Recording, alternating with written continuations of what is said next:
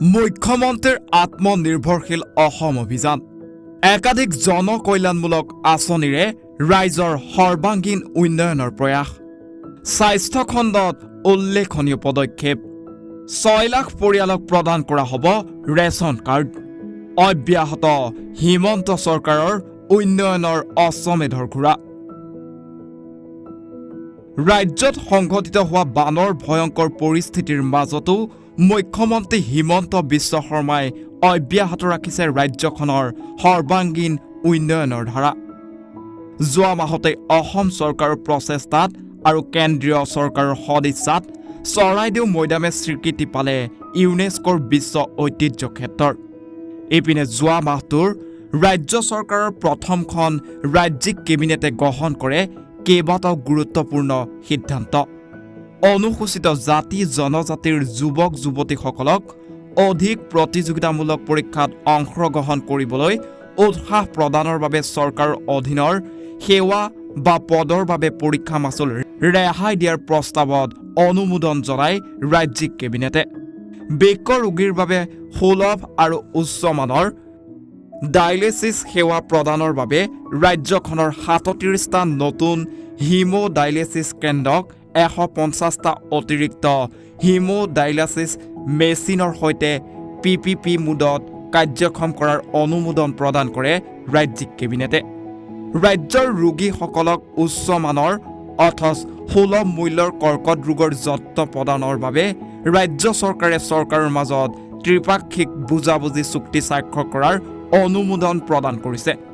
ৰাজ্য চৰকাৰৰ কৰ্মচাৰীসকলে ঘৰ নিৰ্মাণ ক্ৰয়ৰ সপোন পূৰণ কৰিবলৈ সক্ষম কৰিবলৈ আপোন ঘৰ আঁচনি 2026 চনৰ 31 মাৰ্চলৈকে বৃদ্ধিৰ প্ৰস্তাৱত অনুমোদন জনাইছে যোৱা মাহটোৰ দ্বিতীয়খন কেবিনেট বৈঠকত এবছৰৰ তলৰ শিশুৱে যাতে উপযুক্ত যত্ন আৰু পুষ্টি লাভ কৰে তাৰ বাবে কেবিনেটে অসম চৰকাৰৰ মহিলা কৰ্মচাৰীসকলক 180 দিনৰ ছুটিৰ ব্যৱস্থা কৰিবলৈ অনুমোদন প্ৰদান কৰিছে সমান্তৰালভাৱে বিশুদ্ধ ইন্ধনৰ ব্যৱহাৰৰ জৰিয়তে বায়ু প্ৰদূষণ হ্ৰাস কৰিবলৈ ৰাজ্যিক কেবিনেটে CNGৰ ওপৰত ভেট বৰ্তমানৰ 14.5% পৰা 5% হ্ৰাসৰ অনুমোদন জনাইছে বৰাক উপত্যকাৰ 3খন জিলাত সুশাসনৰ পদক্ষেপসমূহ সঠিকভাৱে ৰূপায়ণ হয়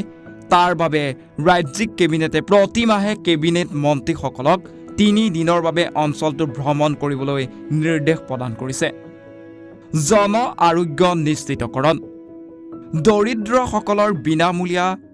ব্যৱহাৰ অব্যাহত ৰখাটো নিশ্চিত কৰিবলৈ ৰাজ্যিক কেবিনেটে 2024-25 বৰ্ষৰ বাবে মুখ্যমন্ত্ৰী আয়ুষ্মান অসম যোজনা ৰূপায়ণৰ বাবে 375 কোটি টকাৰ আৰ্থিক অনুদানত অনুমোদন জনায় ৰাজ্যিক কেবিনেটে 15 লাখ পৰ্যন্ত নগদবিহীন চিকিৎসা সুবিধা প্ৰদান কৰে ৰাজ্য চৰকাৰে BTRৰ বিভিন্ন উন্নয়নমূলক কাম যাতে সময়মতে সম্পন্ন হয় তাৰ বাবে BTC লৈ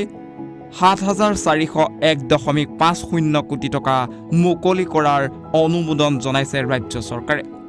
অৰুণোদয় ৰেচন কাৰ্ডৰ পৰা আৰম্ভ কৰি তৃতীয় চতুৰ্থ বৰ্গৰ নিযুক্তি পৰীক্ষালৈ মুখ্যমন্ত্ৰীয়ে কৰে কেতবোৰ গুৰুত্বপূৰ্ণ ঘোষণা গুৱাহাটী উত্তৰ গুৱাহাটী সংযোগী নিৰ্মীয়মান দলংখনৰ ৰিভাইজ এষ্টিমেট 3,030 কোটি টকালৈ বৃদ্ধি কৰাৰ সিদ্ধান্ত গ্ৰহণ কৰা হয় কেবিনেটত মুখ্যমন্ত্ৰীৰ ই-শ্ৰম পৰ্টেলত 2023 চনৰ এপ্ৰিল মাহৰ আগলৈকে পঞ্জীয়ন কৰা আৰু ৰেচন কাৰ্ড লাভ কৰাৰ যোগ্যতা থকা 6 লাখ লোকক প্ৰদান কৰা হ'ব নতুনকৈ ৰেচন কাৰ্ড 2 লাখ টকাকৈ প্ৰতি নিবনুৱা যুৱক যুৱতীক নিজা উদ্যোগ স্থাপন কৰাৰ বাবে সহায় কৰা হ'ব তৃতীয় চতুৰ্থ বৰ্গৰ নিযুক্তি পৰীক্ষা নিযুত মইনা আঁচনিক লৈ মুখ্যমন্ত্ৰীৰ কেইবাটাও ঘোষণা 20 লাখ হিতাধিকাৰী নতুনকৈ অন্তৰ্ভুক্ত হ'ব অৰুণোদয় 3.0 শাসনৰ 39 মাহতো মুখ্যমন্ত্ৰী হিমন্ত বিশ্ব শৰ্মাৰ অব্যাহত আছে ৰাইজৰ বিকাশৰ প্ৰয়াস ব্যুৰো ৰিপৰ্ট এনিভাৰত 24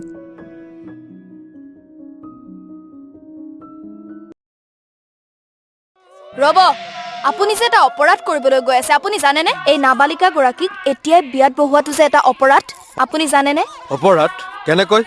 মোৰ ছোৱালী মোৰ কথা তুমি যিয়েই নোকোৱা ভূঞা 18 বছৰৰ তলৰ যিকোনো কন্যা সন্তানৰ বিয়া দিলেই আইনগতভাৱে এক দণ্ডনীয় অপৰাধ বিয়া দিয়াজন যিমান দায়ী বিয়া পতাজনো সমানে দায়ী এতিয়া তাই পঢ়া শুনা কৰাৰ বয়স খেলা ধূলা কৰাৰ বয়স তাইক খেলিবলৈ দিয়ক পঢ়িবলৈ দিয়ক আৰু চাব এদিন আপুনি তাইক লৈ গৌৰৱ অনুভৱ কৰিব পাৰিব এতিয়াই তাইক সংসাৰৰ বোজা দি তাইৰ ভৱিষ্যত জীৱনটো অন্ধকাৰ কৰাৰ অধিকাৰ তোমাৰ জানো আছে মোৰ ভুল হৈ গ'ল মাজনী মোক ক্ষমা কৰিবা শিক্ষা ল'ৰা ছোৱালী উভয়ৰে প্ৰাপ্য আৰু অধিকাৰ আপোনাৰ কন্যা সন্তানক তাইৰ এই প্ৰাপ্যৰ পৰা বঞ্চিত নকৰাব বাল্য বিবাহ ভাৰতীয় আইনৰ দ্বাৰা বিহিত এক দণ্ডনীয় অপৰাধ এনে অপৰাধ কৰি আপোনাৰ কন্যা সন্তানৰ ভৱিষ্যত অন্ধকাৰৰ মাজলৈ ঠেলি নিদিব